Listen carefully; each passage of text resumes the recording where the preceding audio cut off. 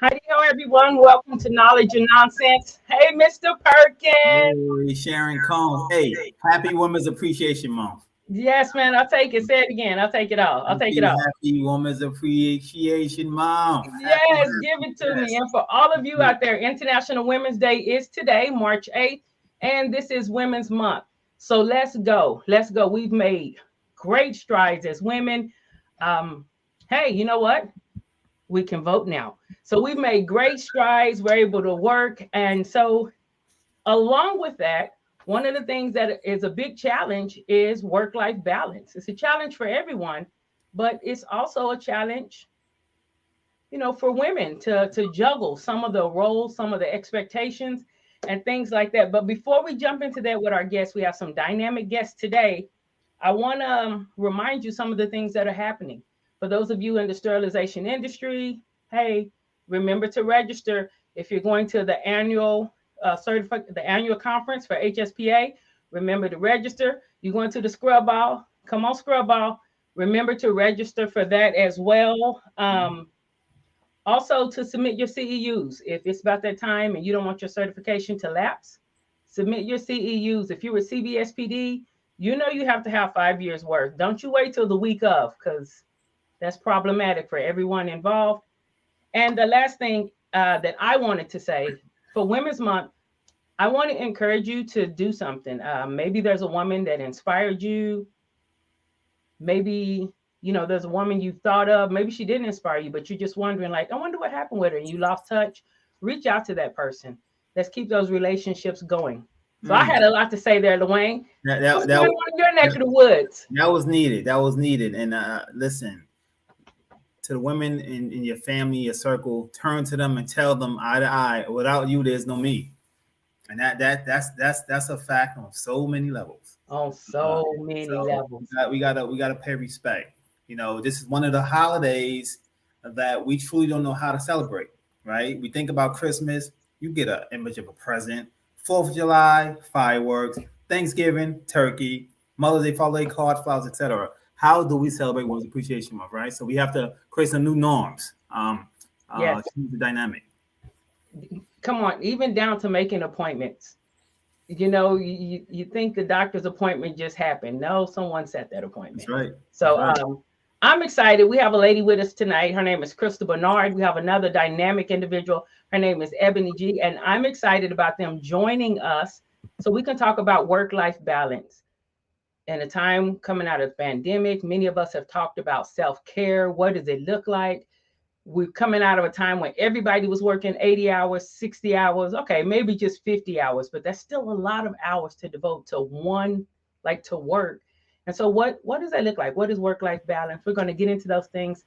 I'm going to hush now because I'm just so excited about these women joining us and where this conversation goes. You know what to do, folks. Share this video.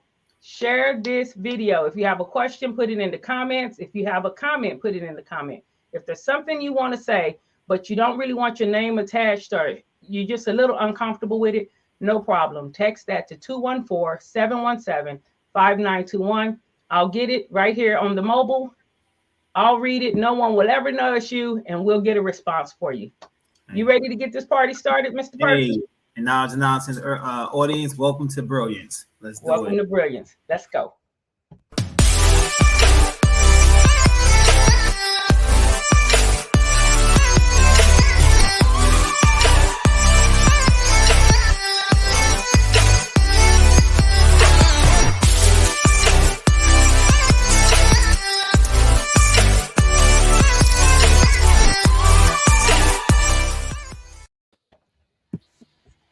Hello, guests. Welcome to Knowledge and Nonsense. We are very happy to have you here. Good evening. Thank you. Glad to be here. Yes. Who we have with us today? We have Eboni G. She's a time management and implementation strategist. She's a speaker. She's an RN. And she actually helps individuals with time management. She understands the work-life balance. We also have with us Chrystal Bernard, a CPA, business owner, organization runner, coach, mentor, parent. And so again, she understands the work-life balance. And so we are going to just hit them with so many questions. Bring them, guys. Bring them. Don't be afraid. Bring the questions. First thing I want to talk about, the balance. When you hear work-life balance, balance is a noun and a verb. You know, the many of us operate in the verb stance, trying to make it to the noun stance. You know, juggling different things, trying to get this semblance of order, this semblance of coherence that makes sense to us. Chrystal, when you hear the word balance, what comes to your mind right off the bat? Balance is more, I'm evenly just distributing either my time, my energy.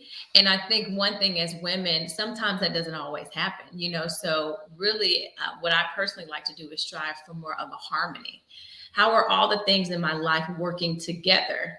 And then that really determines what I'm going to give more time, what needs more of my energy, maybe my really high hours of energy, which I want to talk about later, versus a balance, right? Because when we think about balance, it seems like I have to be here, here, here, and here all at the same time, versus if I focus on more of just having a harmony. And as long as everything is flowing well, everything gets done.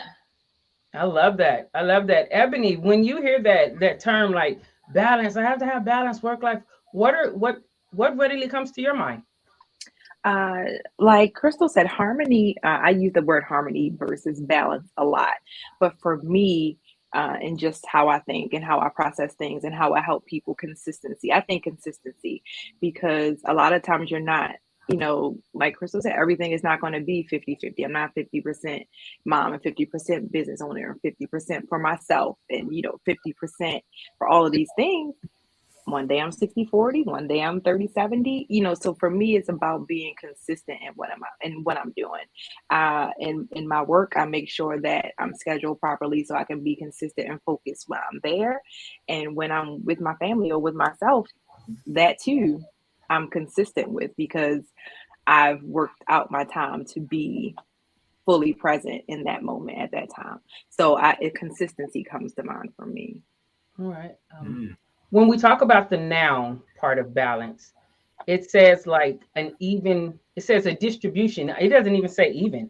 It just says a distribution. Webster's dictionary, guys, it says a distribution of weight so that someone or something can stay upright and steady.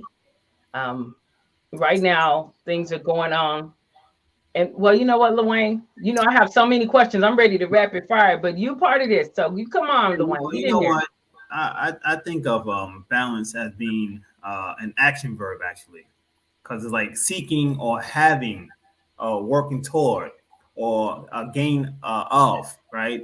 I don't think it's a static state of being, right? I've never, me personally, I've never found total balance, right? I've always, to Ebony's point, 60-20, 60-40, 80-20, always trying to achieve that state of balance. So I think it's always going to be somewhere centered, Sharon. I've never met in my lifetime thus far any scenario where things are perfectly equal. That's perfectly equal. Have you ever? No. I've tried to have balance, and for me, where some people do spreadsheets, I'm probably pie chart, and I just look at colors. That's the best way that I know to be organized. And it's like that pie over there has had no attention. Like that slice has had no attention, and the color helps me.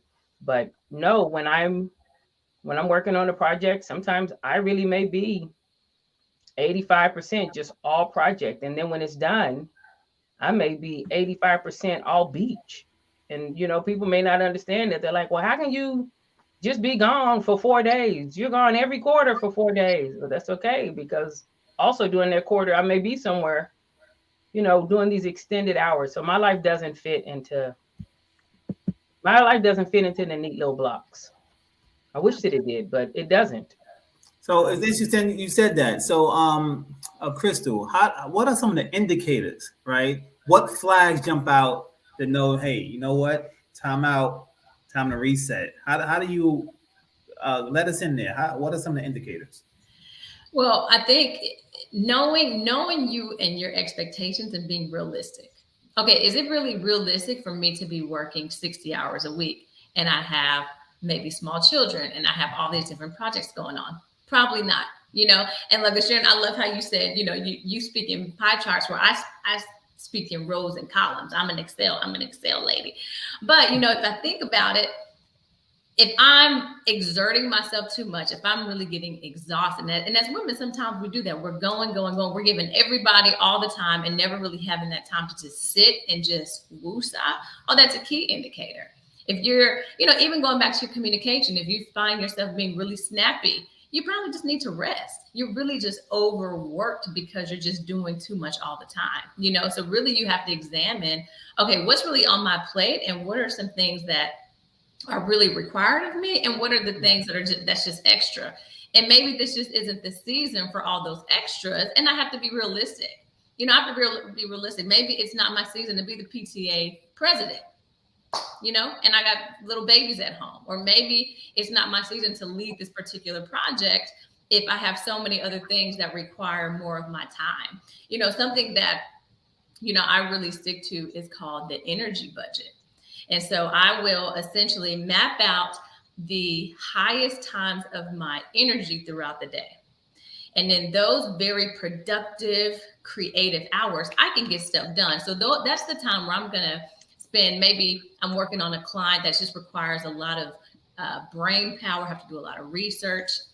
That's not the time that I'm going to spend paying bills, right? Like, I really have to examine, am I using my high efficient hours for something that requires that level of activity? Or am I doing lower level functions in those high periods? And when I really did that, I said, oh my gosh, like I really have some things out of order. And as soon as I did that, when I tell you my productivity skyrocketed and I was less frustrated because I had the mental capacity at the moment to complete whatever I needed. So a lot of times it's really just, maybe I have some things out of order from my energy budget. Wow. Maybe I'm trying to work late at night and I'm really tired, but I'm like, no, let me just push through. Let me get it done. You're going to end up frustrated. You're probably going to have a lot of errors. It's just not going to be your best work because that's just not your time. Or maybe your time is in the morning. Maybe you're like, you know what, between 6 and 9, I can hit it hard.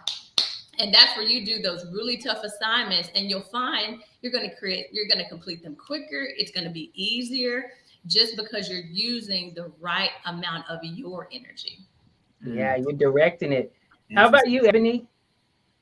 Yeah, I agree. It's funny. I teach that as well. Like, work when you're, when you're at your highest and your best.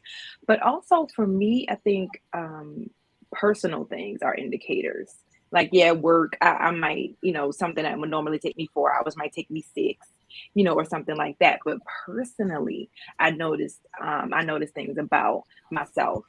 Like, I'm tired. And yeah, the irritability does come in, but I notice I'm not doing things that I enjoy. I haven't read a book, but like my Audible was like, well, I ain't touched that in like 2 weeks, so for me, it's those personal indicators. Have I read? When is the last time I meditated? How long did I meditate? Was it one of those 5 minutes because I just remember type of things, or was it an intentional? I like to meditate for an hour because my brain is always like this. So it always takes me like 20 minutes just to even like focus. So for me, it's like my internal indicators where I just feel I feel tired and everything exhausts me. Sometimes, like Chrystal said, you get that exhaustion, but it's almost like it's an internal exhaustion. Nothing really happened, nothing is really wrong, but you just feel drained. And I think that's when, for me, I know to reset. Like, okay, I'm doing too much, and this has been a season for me of slowing down to speed up. I've been very intentional about that since last year, and it sounds cliche, but it is really true, and it really works. If you want to, get where you're going a little faster, cut some things out. Slow it down. Absolutely. I love it. I Yeah. absolutely love it. Sharon, before you transition, what are some of your indicators? Some of my indicators, my grace level is gone. My grace and my mercy level is gone. Like, Luane, you can come and tell me something and I may understand. And typically when you understand, people, there's an expectation of you being understanding. You know, hey, my kid was sick. And I'm like, oh, I understand. So then the next logical, I don't know, maybe illogical, but the next social moray is for me to be understanding of you're dealing with a sick child.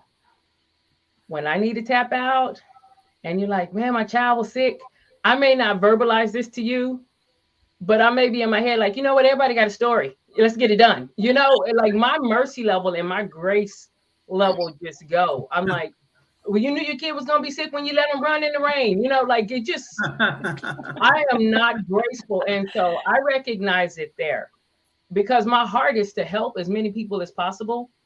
And when I'm in my own way, because I'm not operating in mercy and grace, I mean, and for y'all out there, don't play.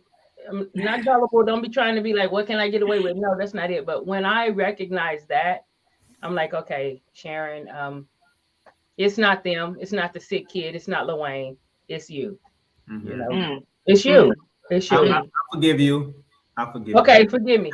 That and also when I my faith, like I pray, you know, pray, meditate, whatever you do. If it takes me a super long time to slow my mind down, and for me a super long time is I'm talking if I can't slow my mind down in 15 minutes of like just complete silence and it's still moving, that's an indicator for me too. Interesting. Yeah. You know, no peace, man. You know what's amazing is that you all are so cerebral. You can identify your indicators because that's not easy for many people. They can't identify what those indicators are. So I heard slow down and speed up. I heard your energy budget, which is a new term for me. And Sharon, you just express how if you can calm your own thoughts and within a time frame, you know it's time to reset. Yeah. Powerful. Yeah. Because your thoughts are your drivers, whether people want to acknowledge that or not. And so, yeah, those are things that work for me. And yeah, Luann, you said a lot of people don't know that, but that's why we're doing things like this on Knowledge and Nonsense to share tools. And you have to get to know yourself. Yeah. You know? Yeah. That's what works for me. Try all of these things. Chrystal helped me with the energy budget some years back. And you know what? Not only was I able to do my own books, I was able to publish some other. I saw the real time thing with that energy budget. Yeah. So, hey, listen, we're going to take a quick break. When we come back, I want to hit one of the comments I saw that says, oh my gosh, there's so many comments coming now. Okay, but this one says, knowing when to slow down can definitely be a challenge. Now, we've given tools to slow down or how we know when we need to slow down. But for somebody that it is a challenge for, when we come back after this commercial break, do we have any tips for people that it's a challenge for?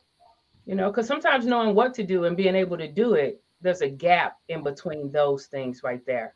You know, I know not to eat the ice cream at 9 p.m., but it doesn't mean that I'm going to not eat that ice cream.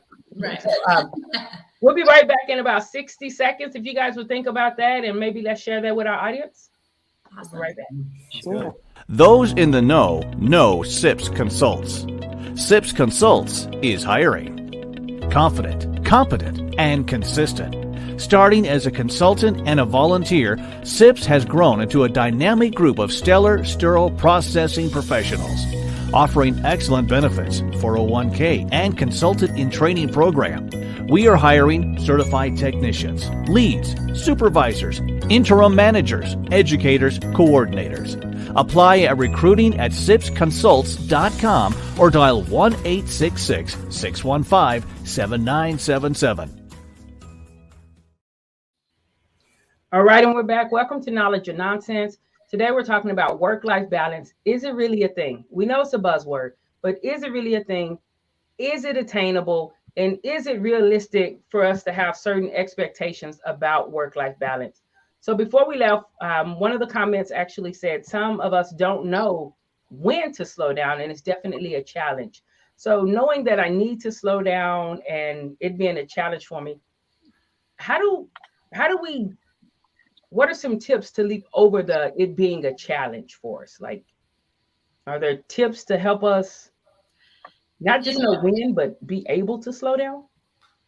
I think you just have to be really honest with yourself, you know, especially if you're so busy to where things are falling through the cracks, you're forgetting things.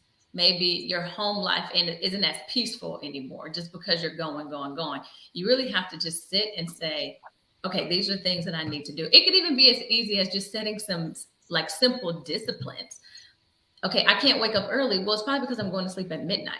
So maybe I just need to go to bed earlier so that I can have the energy that I need. You know, really just being honest, putting in some very simple boundaries that you can be consistent with. I think that's super helpful. I think also something else is delegating, especially as women. We can try to do it all, but be totally exhausted, and to the point to where we're like, okay, well, I don't know what to do because I have so many things on my plate. How do I know what to let go of? Well, if you can outsource it and delegate it, do it.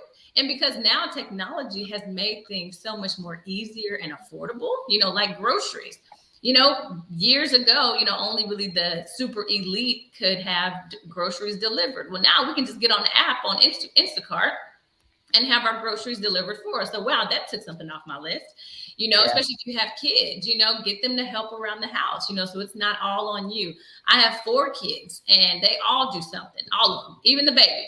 She's starting to get help with the laundry and help with things. You know, I think as women, we just have to delegate. So what I would say is start with delegating at least one thing per day. Start with one thing per day. What is it? It's my groceries. Is it somebody else doing the laundry? And not saying you have to pay someone in the house doing the laundry. Start with delegating one thing and then work up to it, up to delegating more. Eboni, what are your thoughts there? I would say, in addition to that, because I think that is a great tip as well, is to look internally, because that's just how I think, just being a nurse and, you know, just doing all that stuff. I always tend to draw inward and with myself. Are there some expectations of yourself, you know, that you have in your mind where it's like, I feel like I need to do this. I have to do this in order to, you know, for lack of a better term, feel worthy, you know, feel like I deserve this, feel like maybe this is my place and I'm supposed to be doing this. Think about, you know, those kind of internal things. Are you doing things because you really want to, or because you feel like they have some external meaning? I find a lot of people pack their plate because either, you know, they just want to please others, not in a people pleasing way, but it's a natural thing, but you can't pour from an empty cup, right? So I just feel like a lot of people pack themselves because in addition to that, and they have guilt because they feel like I should be doing this. I should be able to do all of this. And realistically, you can't. You know, but really getting over that internally, honestly, hitting therapy if you need to. Therapy did tremendous works for my time management because I was able to let go of a lot of toxic traits that I had. And they were born out of, you know, really good, positive, you know, intentional things, but they just weren't good for me. And so identifying those things and really, you know, digging into the root of those things will also, you know, help your time management. Because a lot of times time management isn't directly tied to time. You know, it's really, it's indirect. You know, it's really directly attributed to a lot of other exterior things that then affect your time because of all of the things that piles on it. Okay. So is balance something? And Chrystal alluded to this when she said she delegates to her tribe, her family members, right?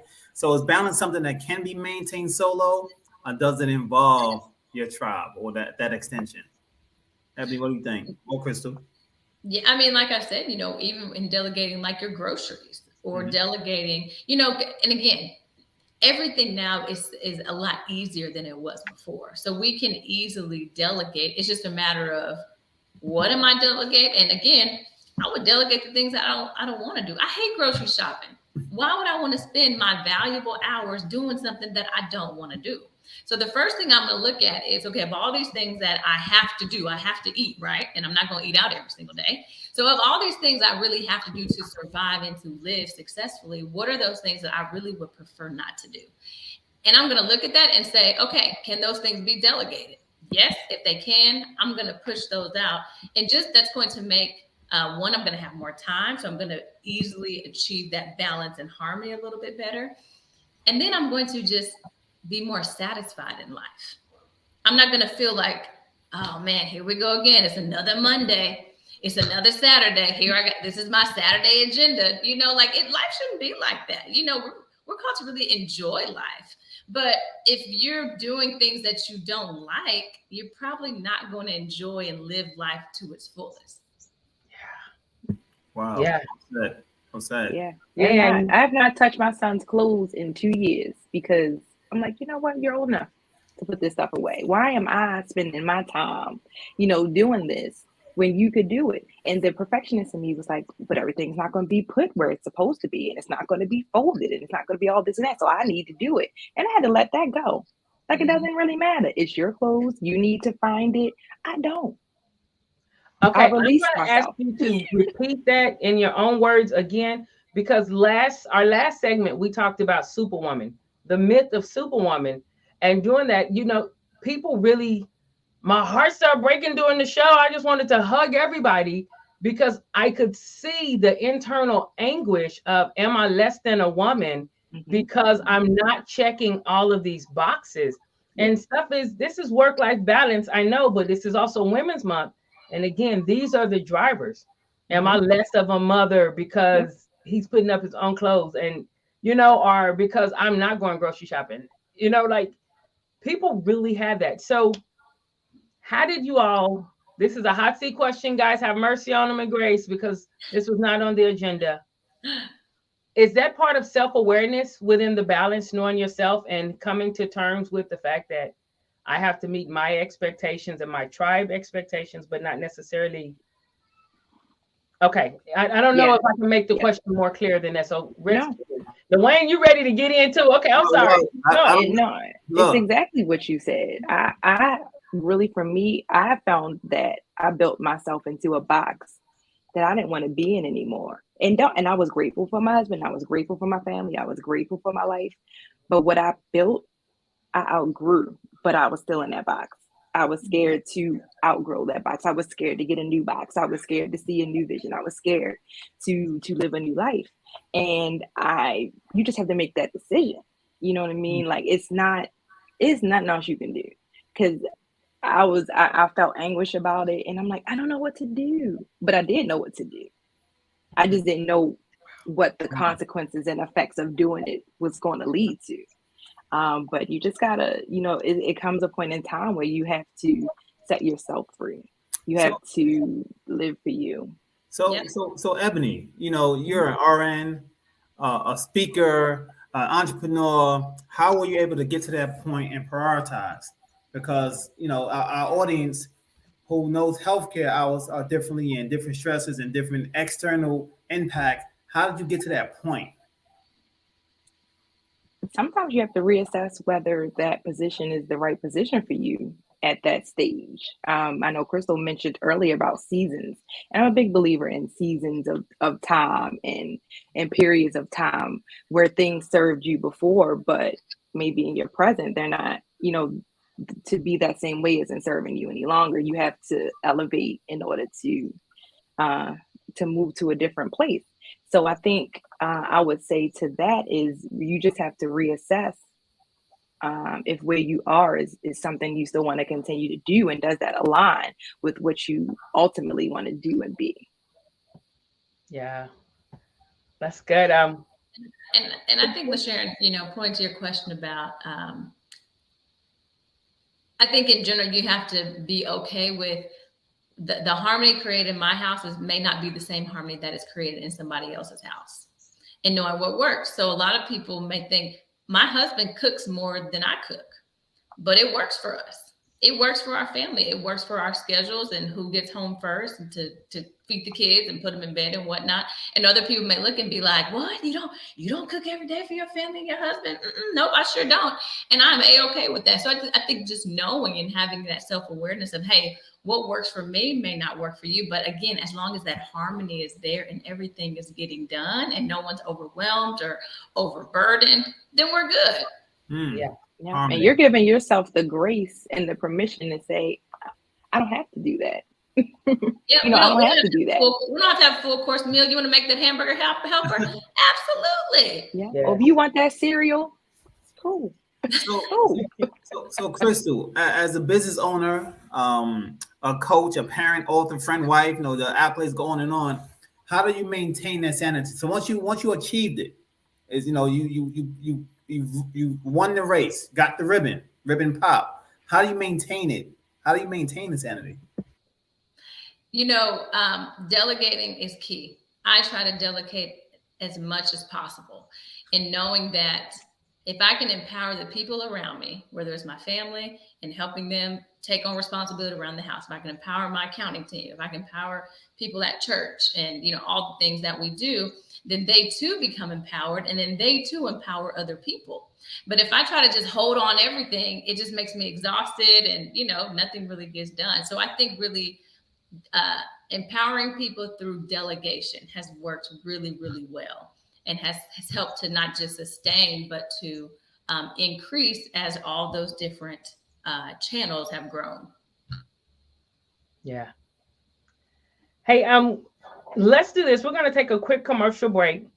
And when we come back, because we've gone over some tips, some indicators, so you can know, hey, maybe I do need a reset.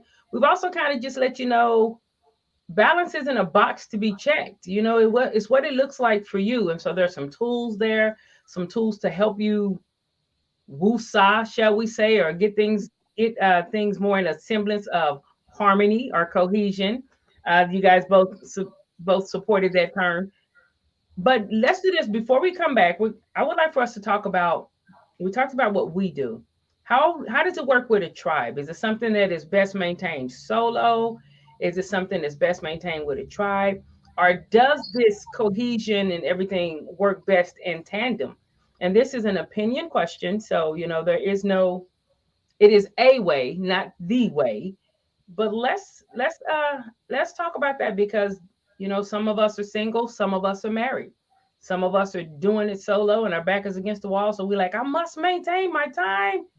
And some of us actually have a tribe that's like, hey, listen, how can I support? How can I get in where I fit in to make your day better? So when we come back, can we talk about different ways, if it's one, the other, or if they work in tandem? Cool. Long question there, but I hope everyone got it. Okay. Awesome.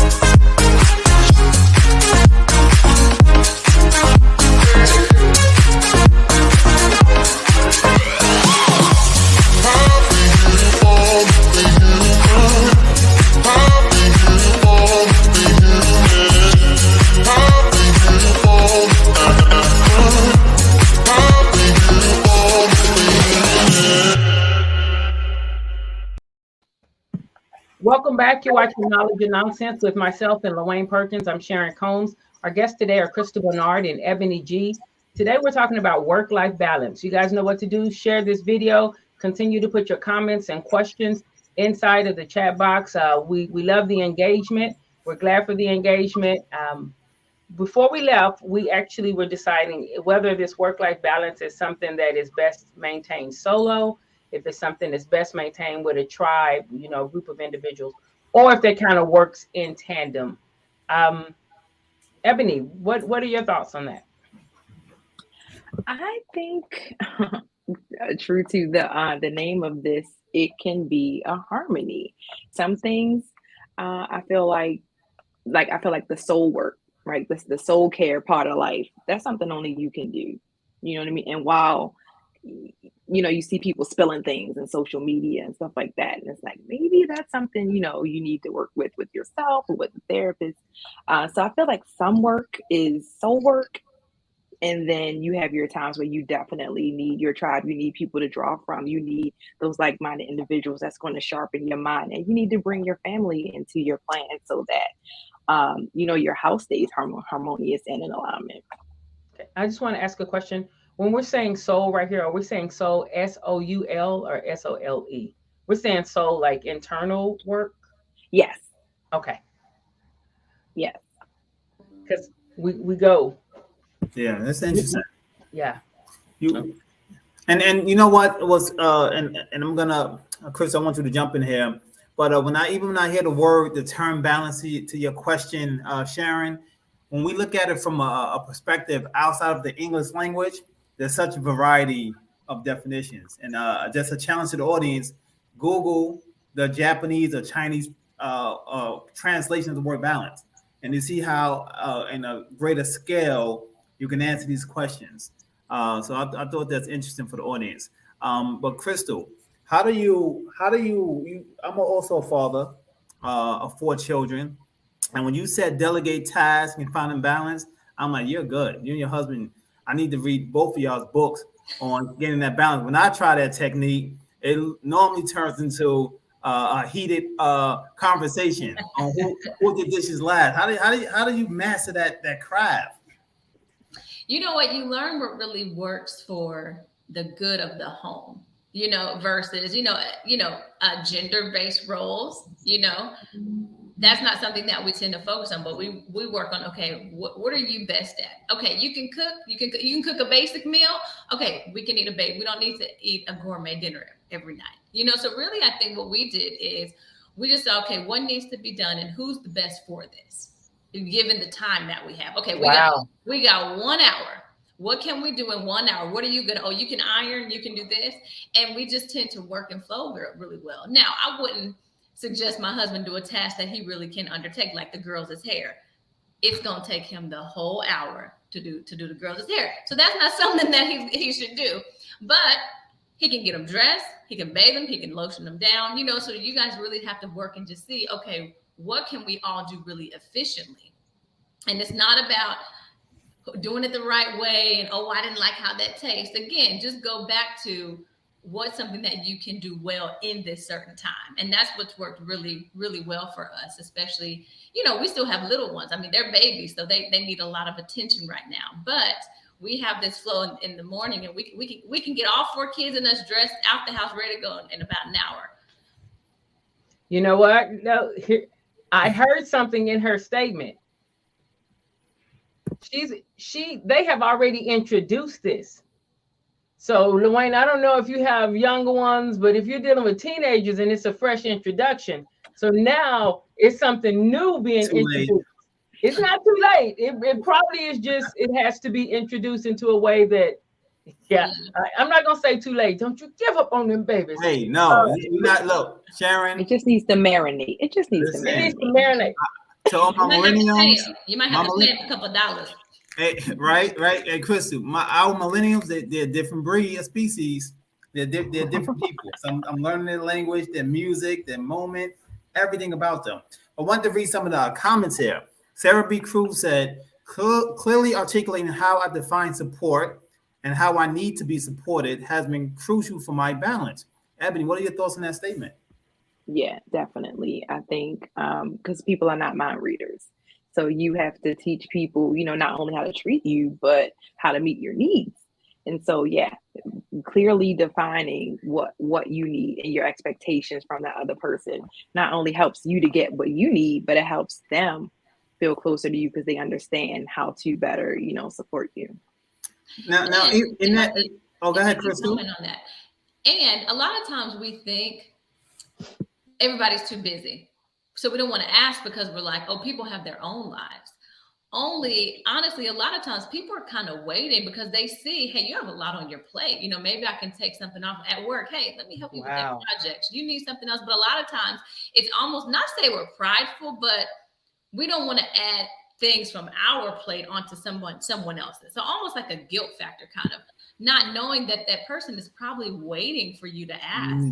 Waiting for you to say, hey, you need support here, or hey, you need me to pick up the kids from school on Mondays and Wednesdays. And you inside, yeah, that would be awesome. But you got to speak up. That's a mic drop. And you have to be okay with it because it does not make you less of a woman or less of a mother or less of a parent to let somebody be a part. Like, yeah, they may be asking that, and maybe you're weighted down, so you assume it's a weight on them, and it's not. Now I want to push back just a little bit because Wait, hold you push. Go ahead, Chrystal. This is what I love when we get to the pushes. Well, and even I know you said, some people that don't have children or whatnot, maybe you need support in keeping a consistent workout routine or eating healthy. Ask somebody, get some accountability. That's support also. A lot of times we're just trying to do all this stuff by ourselves, knowing that we need help. Knowing if I bring these honey buns home, I'm gonna eat all 6 of them by the end of the night. Okay, you need some accountability. You need some support. You need somebody to be like, no, don't buy them honey buns. Buy the strawberries instead. So sometimes we really have to look at what support is and not think it's something out of reach. Bring your pushback, LaWayne. Oh, well, it's a slight pushback, right? Because these tips are so insightful. But how do we transition these to the workplace? It's a little easier for me to do these tips in my intimate circles of family and siblings and friends. But how do you take these same tips into the workplace? Come on with it. Well, okay, business owners, Chrystal, you have employees, right? How do you put it there? So we're a team of 5 now, and again, delegating where you can, asking, especially if you identify some talents on your team, like, oh man, you're really good at presentations, and some people just have that creative feel. You just give them a vision, and they just like, poof, they just make it happen. Identifying different people's skill set and not necessarily focusing on what they can't do, but what can you do really well. And inviting them on, hey, you want to work on this project with me? Or, oh, I have a lot of things going on, but can you help out in this manner? But again, helping out. And it's all the same at the end of the day, whether it's your intimate circle or your work life, you're really just seeing the best in people, their strengths, and allowing the delegation in those areas. You're not going to give someone who speaks in rows and spreadsheet a pie chart. I'm going to look at you and be like, I don't do that. I speak in Excel and you gave me a paint. Yeah, that's not me. But you give me an Excel file. Oh, I'm going to make some macros. It's going to be looking real good. It's going to be looking like a whole new project. So I think, again, just identifying what people are really well at and not being afraid to ask for help, but collaboration. Hey, let's collaborate on this. Interesting. I agree. Okay. I think also too, and I feel like, I feel like I always go internal, but for me, it's the awareness. It's the awareness of, I feel like you're good in that, but are you confident that you're good in that? And also just really supporting people to bring out the best in themselves. Because sometimes people don't even really know, that they might shine in something. Because again, self-confidence issues, self-esteem issues. So definitely bringing it to work. I feel like, or just awarenesses in general, it's really important, as well as setting clear expectations. Letting people know exactly what, the vision is, exactly what you're expecting them to do. Because sometimes a lot of people don't want to help because they feel like the expectations is 1,000 things when really you're only asking for 5. So, just letting them know, like, look, this is what I need from you. All right, cool. I wanted to share this part with that too. I love all of that. Whether it is with your intimate circle or professionally, whether it's personally or professionally, you guys know I'm a human behavior consultant. I am a fan of understanding personalities, not just yours, but the individuals you're also working with, so that you don't internalize something that is just a personality. You don't take an insult where it was just a personality. Like, no one even knows you insulted. You hide over something and no one knows that you've been wounded because it was a personality. So there's something that we need to look at, which is time for implementation. For some of my people who are like, hey, let's have fun. You're around a bunch of people. You like everything to be fun. Like, let's go. If I say, hey, I want to go to the zoo, you're like, let's go. Okay, that's like half of personalities. The other half would be like, okay, well, when are we going to go? What's the cost? Who's going to drive? How are we going to get there? They want the structure of the thing. And so you have to give time for implementation. If I am the person who's like, I'm going to go to the zoo, hey, let's go, and then something else comes up, I'm ready to do something else, And I'm like, well, nobody wanted to go to the zoo. No, you didn't give the information. Like it, everybody may have wanted to go to the zoo. I don't know if that's making sense, but I'm saying like, so professionally, that works as well. You have to have an implementation time. Change takes time. There's a change, and then there's a transition for that change to be implemented and then established. And so, as far as work-life balance, that's why like people want to lose weight on New Year's. By the 11th, no one is going to the gym. You haven't even allowed it to be established or implemented. Okay. Go ahead, Dwayne. I said, Dwayne, let's see you thinking. Bring it. Let's go. Hey, listen, I love this conversation. This is what keeps me up.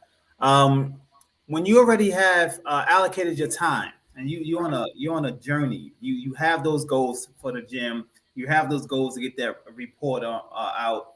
How do you handle the pop-up circumstances? You already said something pops up or someone pops up. How do you manage to do that while still trying to achieve the work-life balance?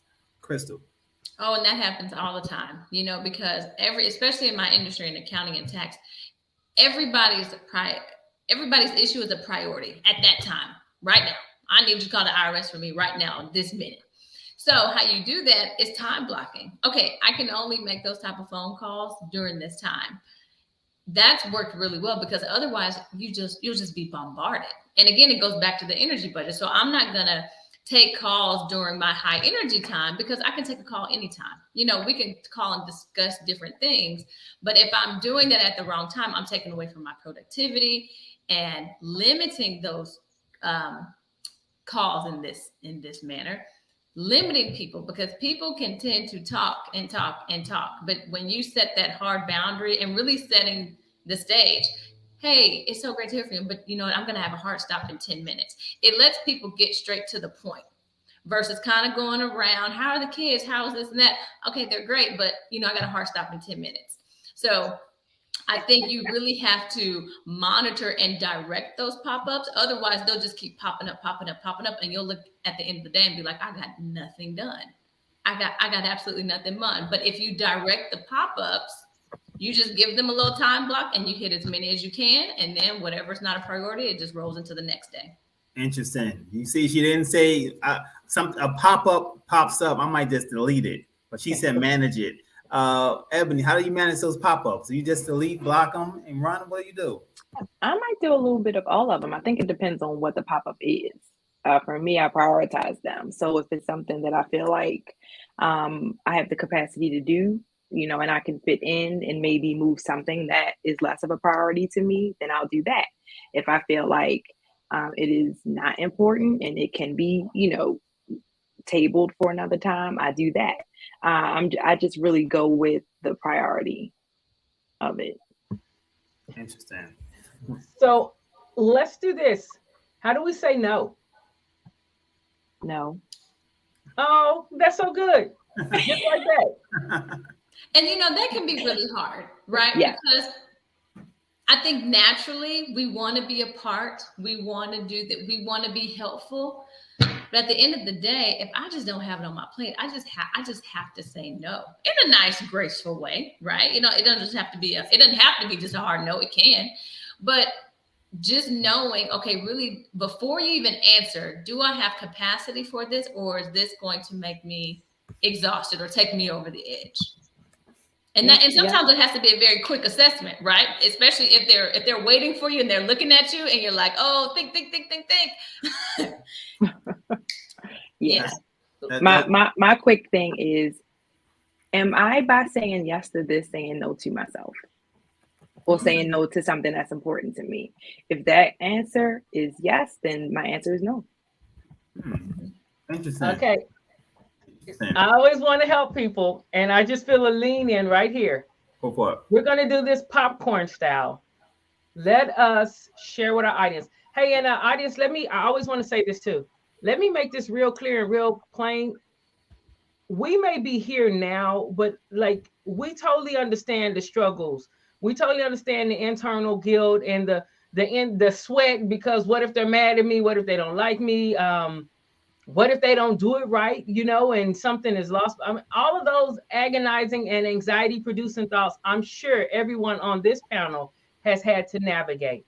So this is not, we have no problems. No, we have adversities just as well. But what I would like for us to do now, panel, is it is hard for people to say no. So can we just popcorn style say no different ways? Because depending on, like, some of us can just be like, no. I have a look that I don't have to say anything. I can just stare at somebody blankly and just be like, next person.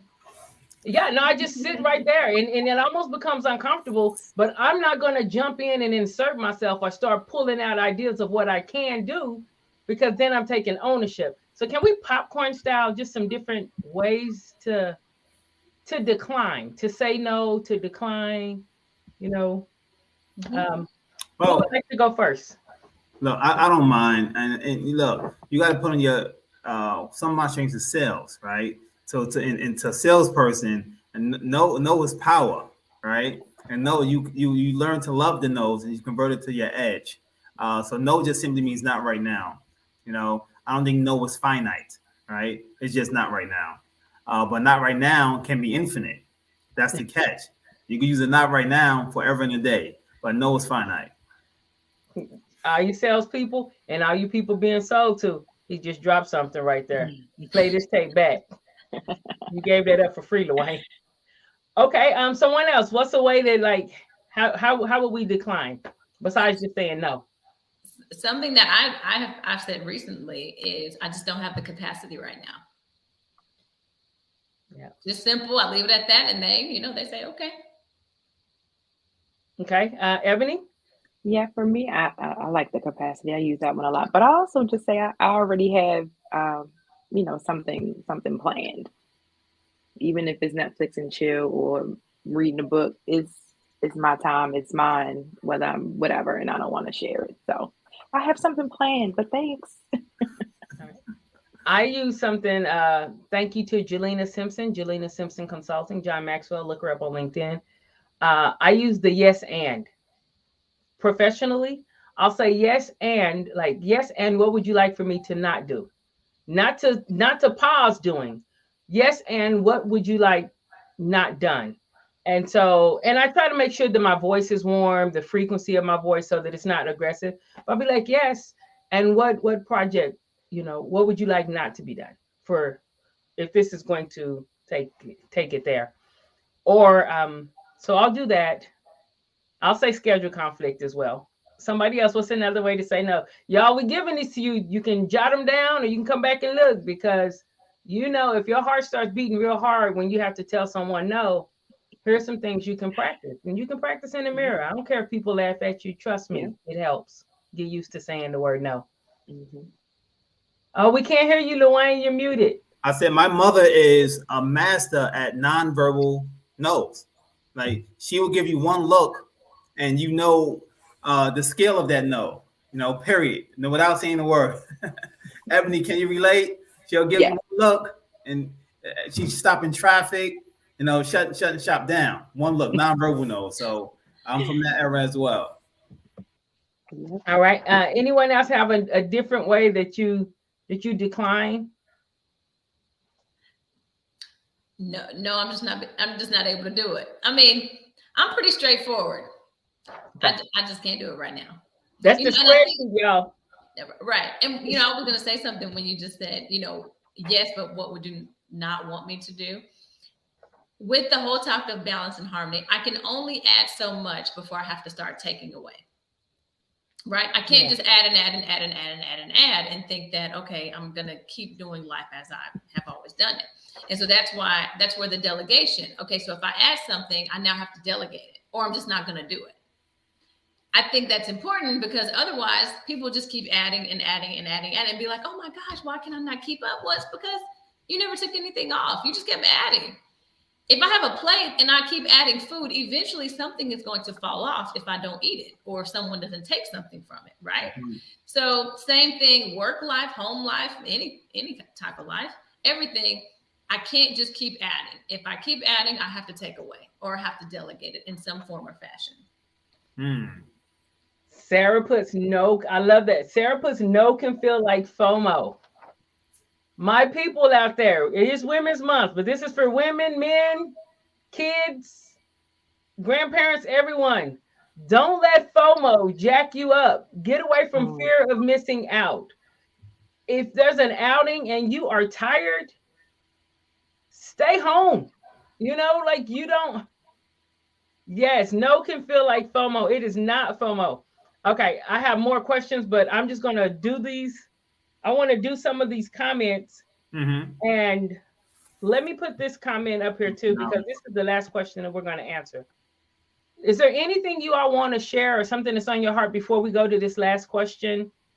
Well, I don't even know if it's the last question because of these comments, but the next question, which may be the last, I hope. Drop it. All right. Okay. Here are some people telling us how to say no. Which of these would you like to prioritize to get done? That's a good one. That's a nice one. Yeah, Essence. Love nice that. One, Essence. That's nice. I'm using that tomorrow. Alexandria. I love that because it puts the ownership on the asker to understand the gravity of the ask. Wow. Yes. Yes, indeed. Professionally, I've learned how to say no, but it may not even be a no, but it puts it back. What Alexandra saying, I've learned how to ask for the email with the details. And I used to feel bad about that till I studied personalities and realized there's a whole personality that's just full of questions. So I just put it back. And if that person is unable, if they don't know enough to put it in the email, what do I look like running around trying to figure out what they want done? You know, so that helped me. Indeed. I met a manager today who can say no in 5 languages. Tiffany Watts. Many times when we say yes to others, we are saying no to ourselves. Yeah. No can feel like FOMO when you're not used to doing it. Okay, so let me do this last commercial as I stop banners and things from going on. And when we come back, we're going to answer this last question. We only have a few minutes left. So if y'all have something to say or a question or a comment or whatever, you want to give kudos to our guests, please go ahead and do it now. Both of these guests are on LinkedIn. Please connect with them. Please follow them. Yeah, that's pretty much all I have to say about that at this time because I'm doing 2 different things right now. But yeah, we'll be right back after this commercial.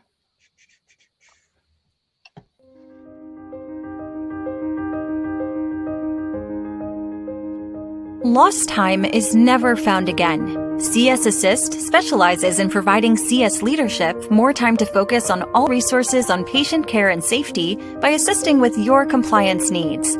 We understand there are many departmental recommendations and even more regulatory compliance mandates to adhere to and to follow. We focus on the constant changes in staff education and regulatory compliance, allowing you to focus on the daily operational needs. Realizing the value of time, we partner with you to alleviate risk in all areas. CS Assist offers a variety of support packages that includes everything from CSPD-specific policies and procedures to fully customized service readiness plans. For more information regarding retainer options, our qualitative reporting tools, or our online documentation, call CS Assist at 1-833-CSP-ASST. That is 1-833-277-2778. We look forward to speaking with you.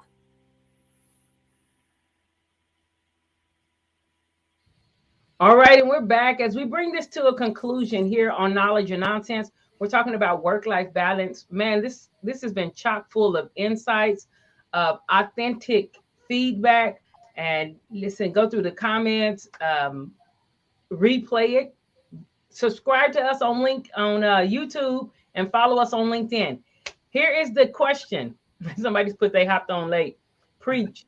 Dropping knowledge and trust right there. Truth right there. What would we say to, and I put heroes, but you know what I mean, women heroes. That's kind of obvious. What would you say to heroes who are desperately trying to hold it together, handle responsibilities, and still remain grateful, who will hear this? Who may be at some part of their journey right now?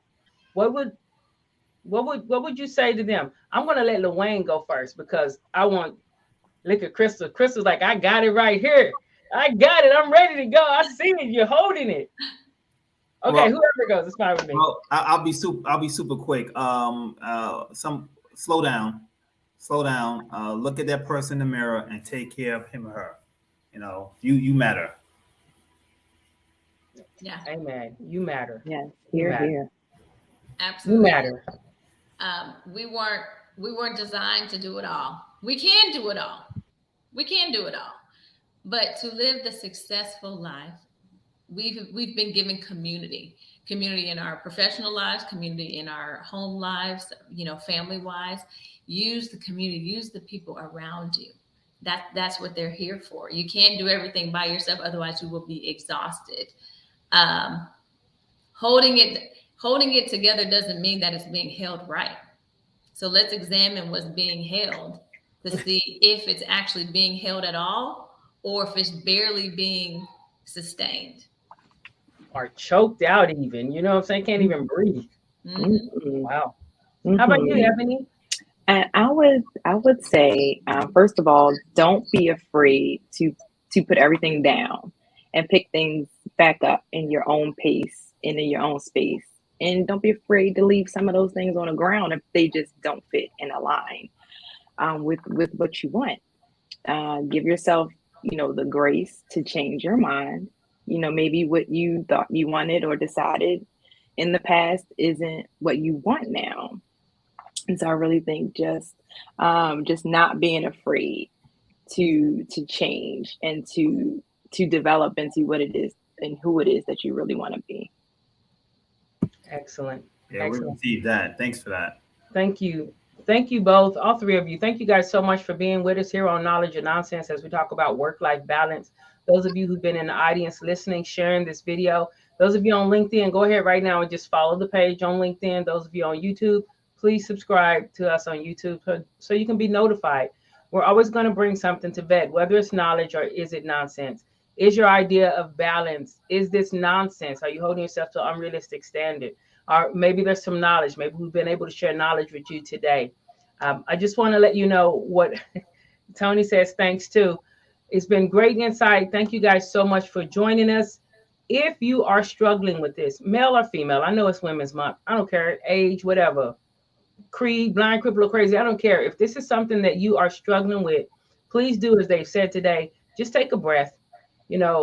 Find out the indicators. Find out ways to implement some of these tools and tactics, like the how to get there, and give yourself permission to do it. Give yourself permission to do it, because if you're always burnt out or you're so tired, I guarantee you that's going to affect your health and all the things you're struggling to hold on to. If your health is challenged and you don't have health, then those things are going to fall by the wayside anyway. And the people who love you and care about you are going to be so sad and so heartbroken that you're not able to function at the capacity that you were because of maybe an unrealistic expectation or unspoken need. So please communicate. Y'all take care of yourself. God bless. Be kind to somebody, not for wealth or fame, but because it's a really good thing to do. Ladies and gentlemen, that's it. Thank you. That's it. I want to say thanks again, guys. It's 9:04, so we're going to go ahead and get out of here. Y'all be safe and God bless. It's a pleasure. Thank you. See everybody soon.